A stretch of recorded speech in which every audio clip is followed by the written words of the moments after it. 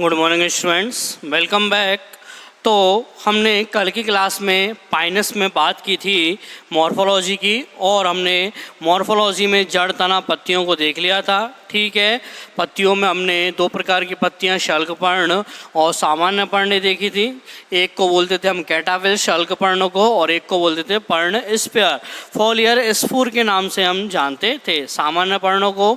ठीक है, आज की क्लास में हम बात करेंगे अपने क्लासिफिकेशंस की। ठीक है, वर्गीकरण को देखेंगे कि किस प्रकार से जो पाइनस का वर्गीकरण है किस प्रकार से अलग अलग वैज्ञानिकों ने किया था, और पाइनस की वर्गीकरण में क्या स्थिति रखी गई है। ठीक है, तो पाइनस का जो वर्गीकरण था वो अलग अलग वैज्ञानिकों के द्वारा किया गया।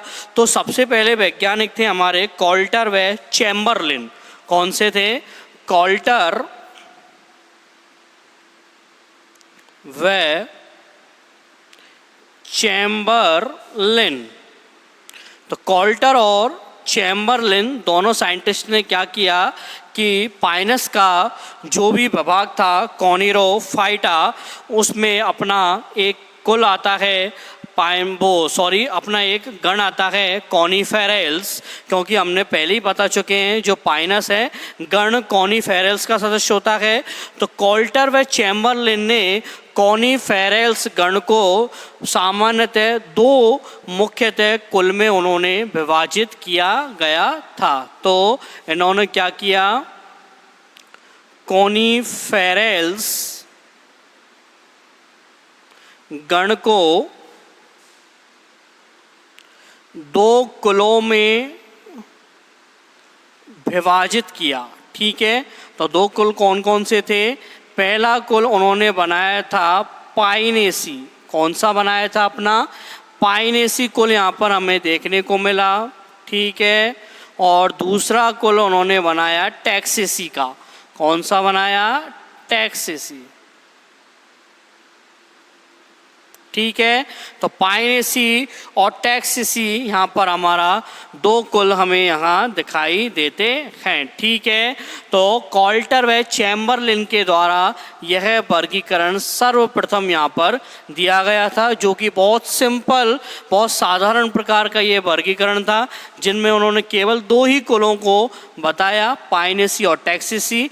पाइनेसी में पाइनस और टैक्सेसी में अपना टेक्सास प्लांट आएगा। ठीक है, उसके बाद में धीरे धीरे वर्गीकरण और बढ़ता गया, और उसके बाद में हमारे एक साइंटिस्ट आए थे पिल्जर। कौन से आए थे? पिल्जर। पिल्जर ने क्या किया, जो हमारा कॉनिफेरल्स गण है उसको 7 कुलों में उन्होंने विभाजित किया। तो कॉनिफेरल्स गण को 7 भागों में या 7 कुलों में विभाजित किया। ठीक है, तो 7 कुल 7 फैमिलीज उन्होंने बना दी थी, जो कि हमारी अलग अलग फैमिली थी, जिनमें कि हमारी टैक्सेसी, पोडोकार्पेसी पहली कौन सी थी? टैक्सेसी। दूसरी थी हमारी पोडोकार्पेसी। ठीक है, तीसरा जो हमारा कुल था उसमें आता है अराउरिकेसी, अराउकेरिएसी। ठीक है, तीसरा कुल। चौथा जो कुल उन्होंने बनाया था वो था हमारा पाइनेसी का। कौन सा था? पाइनेसी का। ठीक है, इसके बाद में जो हमारा 5वां कुल हमें यहाँ पर देखने को मिला था वो था सिफेलोटैक्सेसी का। कौन सा था? सिफेलोटैक्सेसी। ठीक है, छठा जो कुल उन्होंने बनाया था वो था हमारा टैक्सोडिएसी, टैक्सोडीएसी का। ठीक है, और जो हमारा अंतिम कुल था वो था हमारा क्यूप्रेसिसी। कौन था? क्यूप्रेसेसी। ठीक है, तो इस प्रकार से पिल्जर जो साइंटिस्ट हैं उन्होंने कॉनिफेरल्स गण को 7 कुलों में विभाजित किया। टैक्सेसी, पोडोकार्पेसी, अराउरकेरेसी, पाइनेसी, सेफेलोटैक्सेसी, टैक्सोडिएसी और क्यूप्रेसिसी। ठीक है, तो पिल्जर के द्वारा ये वर्गीकरण किया गया। उसके बाद में तीसरे साइंटिस्ट आते हैं इसमें हमारे चैम्बरलिन। कौन से आते हैं? चैम्बरलिन। पहले भी आए थे चैम्बरलिन, उन्होंने बाद में अलग से खुद का एक क्लासिफिकेशन और दिया था। और उन्होंने क्लासिफिकेशन किस प्रकार दिया था कि जो पिल्जर का क्लासिफिकेशन था जिसमें उन्होंने 7 कुलों का निर्माण किया था, उन्होंने केवल उसमें क्या है सेफेलोटैक्सेसी जो कुल था उसको छोड़ दिया था और बाकी के जो 6 कुल इसमें बचे थे उनको उसमें बताया गया। तो चैम्बरलिन ने पिल्जर के द्वारा दिए गए वर्गीकरण में सेफेलोटैक्सेसी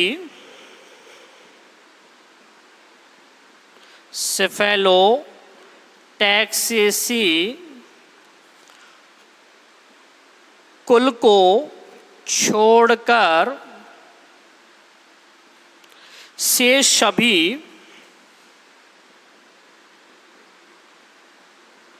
शेष सभी कुलों को रखा। ठीक है, तो पिल्जर के वर्गीकरण में तो 7 कुल थे और चैम्बरलिन ने सेफेलोटैक्सेसी कुल को उन्होंने छोड़ दिया है अपने वर्गीकरण में। तो इस प्रकार से जो चैम्बरलिन का वर्गीकरण है वो 6 कुलों वाला वर्गीकरण था। कितना था? 6 कुल वाला वर्गीकरण हमें यहाँ देखने को मिलता है। ठीक है, तो यह हुआ हमारा वर्गीकरण। उसके बाद में हमारे दूसरे वैज्ञानिक आए थे स्पॉर्न। कौन से आए थे? स्पॉर्न। और स्पॉर्न ने कॉनिफेरस गण को 9 कुलों के अंतर्गत उन्होंने विभाजित किया गया था। ठीक है, तो 9 कुल की अगर हम बात करें तो उसमें लेविकेसी था, हमारा वोल्टिजिएसी था, क्यूप्रेसी था, पाइनेसी था, टैक्सोडिएसी था, सेफेलोटैक्सेसी था, पोडोकार्पेसी था, अराउकेरेसी था। अलग अलग प्रकार से उन्होंने क्या है 9 कुलों का निर्माण किया था स्पॉर्न ने। तो केवल हम यहाँ पर उनकी बात करेंगे कि स्पॉर्न के द्वारा केवल 9 कुलों को ही वर्गीकरण दिया गया। आप एग्ज़ाम में अगर कोई पाइनस का वर्गीकरण आए तो कोई भी एक साइंटिस्ट का वर्गीकरण लिख सकते हो, या तो पिल्जर का या चैम्बरलिन का। कोल्टर और चैम्बरलिन का ये सबसे साधारण रूप है, आप इसको भी लिखोगे और इस दोनों में से किसी एक को भी आप लिख सकते हैं। ठीक है, अब इसके बाद में हम बात करते हैं जो वर्गीकरण है अपना, उसमें पाइनस का जो पादप है वो किस प्रकार से वर्गीकरण की अवस्था में रखा गया है। तो पाइनस की वर्गीकरण को देखते हैं हम कि पाइनस का जो वर्गीकरण है वो किस प्रकार से दिया गया है। ठीक है, तो पाइनस का जो पादप है वो एक जिम्नोस्पर्म प्लांट है। ठीक है, अनावृत बीजी पादप है और इसका जो विभाग होता है पाइनस की वर्गीकरण स्थिति। ठीक है, हम क्या है जब किसी भी प्लांट का देखते हैं तो उसको सबसे पहले वर्गीकरण में ही देखते हैं ना। तो पाइनस की वर्गीकरण स्थिति में हम देखें तो इसका जो विभाग है उसमें हम देखते हैं तो ये किस में आता है? कॉनिफेरोफाइटा में। किस में आता है? कॉनिफेरोफाइटा। ठीक है, उसके बाद में जो विभाग के बाद में अगर हम बात करें इसके वर्ग की तो इसका जो वर्ग आता है वो कॉनिफेरोप्सिडा में आता है। किस में आता है? कॉनिफेरोप्सिडा। ठीक है, वर्ग के बाद में हम इसको गण को देखते हैं तो इसका जो गण होता है वो कॉनिफेरल्स के होते हैं। किसके होते हैं? कॉनिफेरल्स के। ठीक है, गण के बाद में हम इसके कुल को देखते हैं तो कुल अभी हमने देखा था पाइनेसी में यह हमारा शामिल होता है और वंश होता है इसका कौन सा, पाइनस। ठीक है, और इसकी जातियां जो होती हैं अलग अलग रूप में हमें विश्व भर में पाई जाती हैं। पूरे विश्व भर में पाइनस की 90 से लेकर 100 जातियां हमें देखने को मिलेंगी। तो जाति की अगर हम बात करेंगे तो 90 से लेकर 100 जातियां हमें देखने को मिलेंगी। आपको कई बुक में ये पैरामीटर भी मिलेगा, कई बुक में आपको 90 से 95 जाति का भी पैरामीटर देखने को मिल जाएगा। ठीक है, तो दोनों ही पैरामीटर अपने क्या सही है, 90 से 100 वाली जाति वाला और 90 से 95 जाति वाला भी सही है। ठीक है, और जो पाइनस की जातियां होती हैं वो अलग अलग रूप से पूरे विश्व भर में देखने को मिलती हैं। शीतोष्ण क्षेत्रों में यह पाई जाती हैं। ठीक है, अपने भारत में जो पाइनस है अलग अलग रूप क्षेत्रों में पाया जाता है। शीतोष्ण क्षेत्रों में देखने को मिलता है, हिमालय क्षेत्रों में हमें यह पाया जाता है। पंजाब में भी हमें देखने को मिलता है, जम्मू में, ठीक है, हरियाणा में भी कभी कभी यह देखने को पाया जाता है। तो हम बात करते हैं जो अपना कॉनिफेरस गण है, इसकी हमने पहले सामान्य विशेषताएं देख ली थी। शंकुधारी प्लांट थे क्योंकि इनमें जो भी जनन का निर्माण था, नर व मादा शंकु का निर्माण होता था, नर व मादा शंकु का निर्माण होता था इनमें। ठीक है, और नर व मादा शंकु एक ही पादप पर यहाँ पर उपस्थित होते थे। ठीक है, तो ये पादप हमारा कौन सा पादप था, उभयलिंगाश्री पादप था। ठीक है, एक लिंगाश्री उभयलिंगाश्री पादप था जिसमें कि हमारे नर और मादव क्या है, एक ही पादप पर यहाँ देखने को मिलते थे।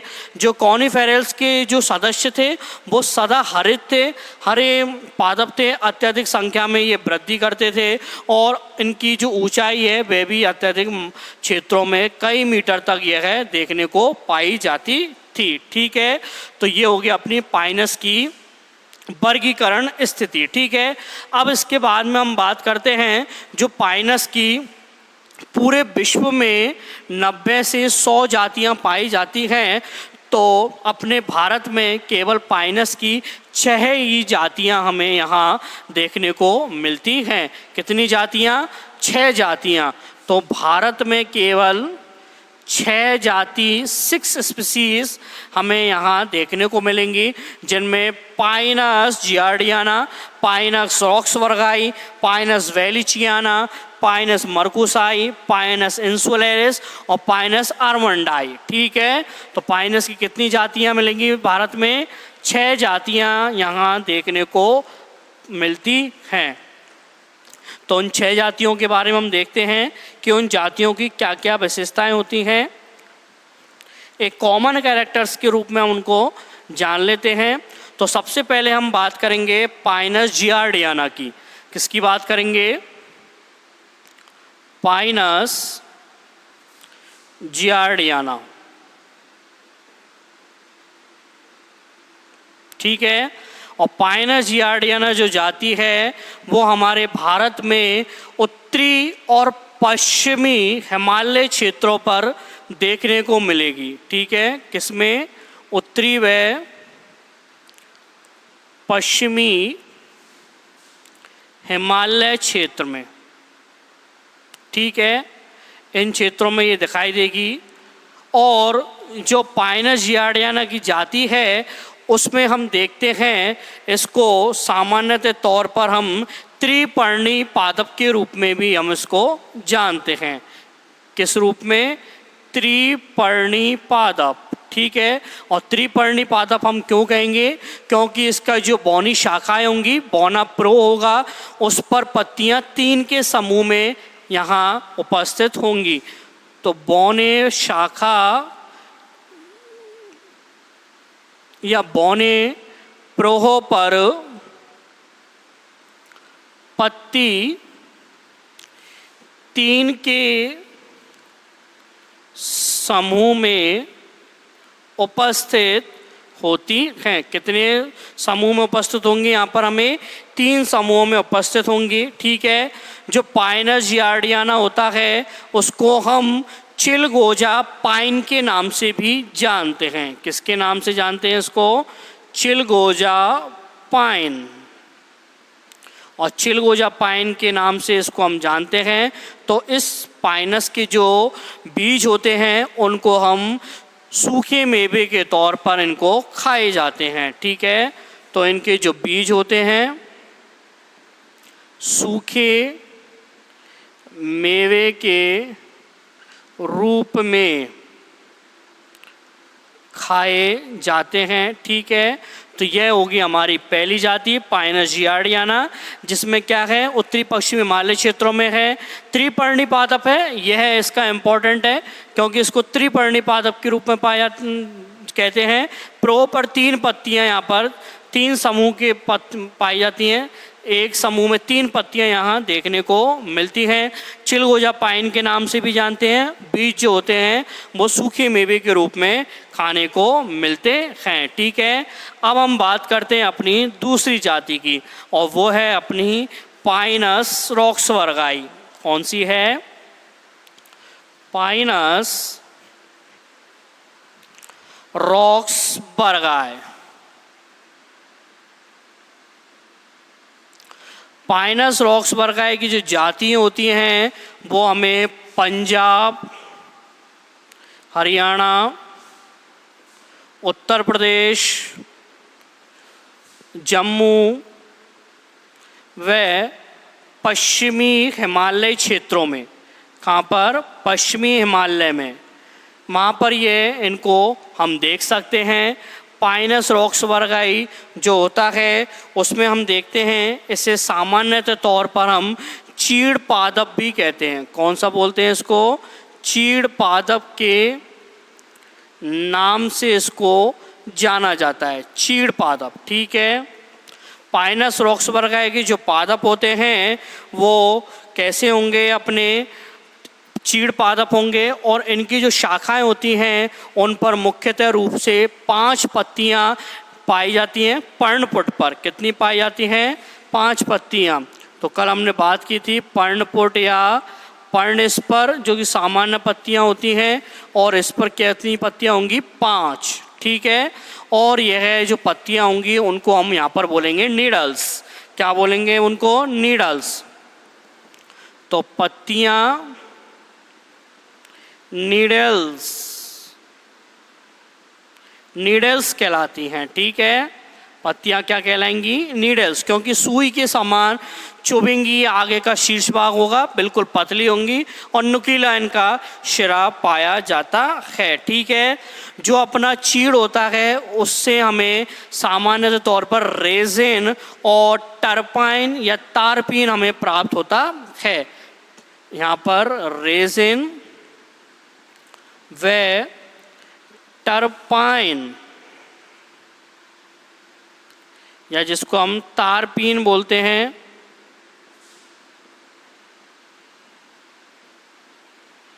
प्राप्त होता है। तो रेजिन व तारपीन हमें पाइनस की रॉक्सबर्गाई जाति से हमें यहाँ देखने को मिलेगा। चीड़ पादप के नाम से इसको हम जानते हैं। ठीक है, अब उसके बाद में हम बात करेंगे पाइनस की तीसरी जाति की। ठीक है, तो पाइनस की जो तीसरी जाति है वो है हमारी पाइनस वैलेशियाना। कौन सी है? पाइनस वैलेशियाना।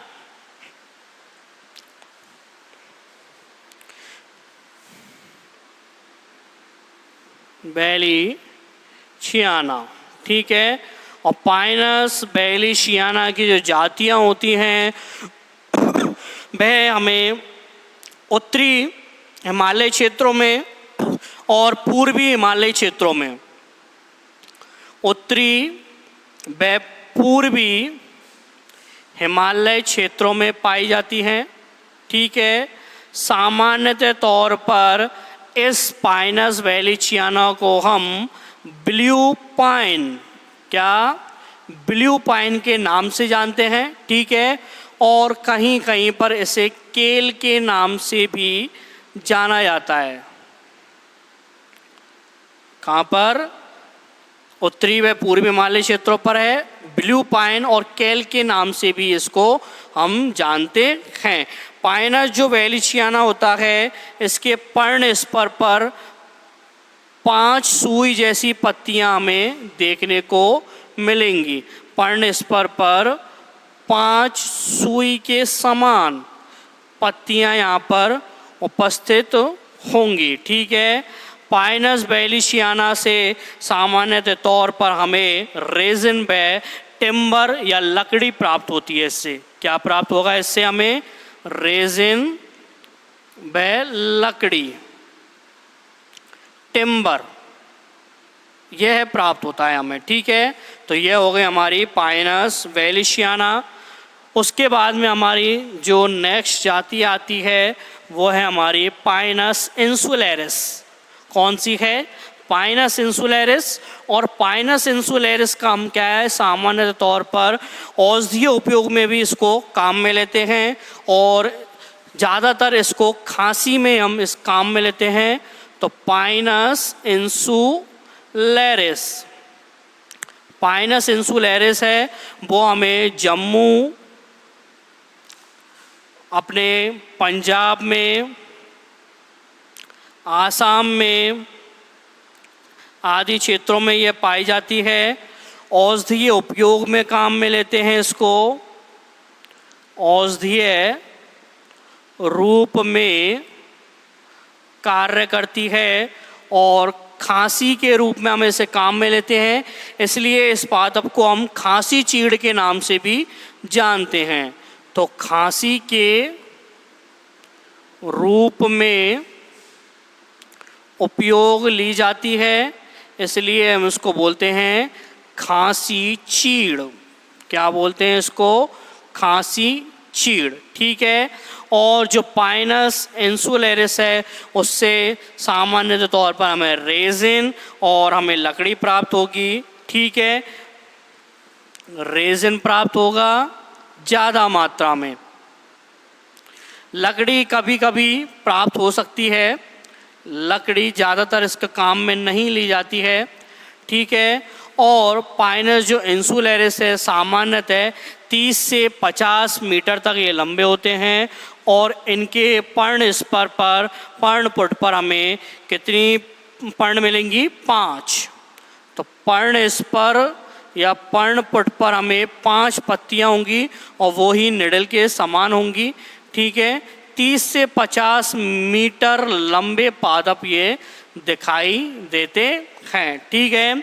तो ये हो गई हमारी चौथी जाति है पाइनस इंसुलेरिस। अब उसके बाद में हम इस अगली जो जाति है वो है हमारी पाइनस आर्मंडाई। कौन सी है? Pinus armandii.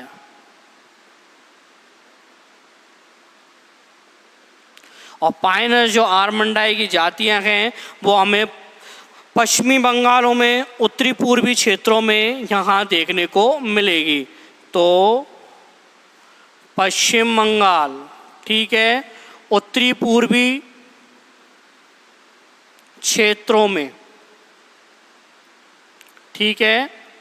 और पाइनस जो आर्मंडाई है उसकी लंबाई भी हमें 15 से 20 सेंटीमीटर तक दिखाई देती है।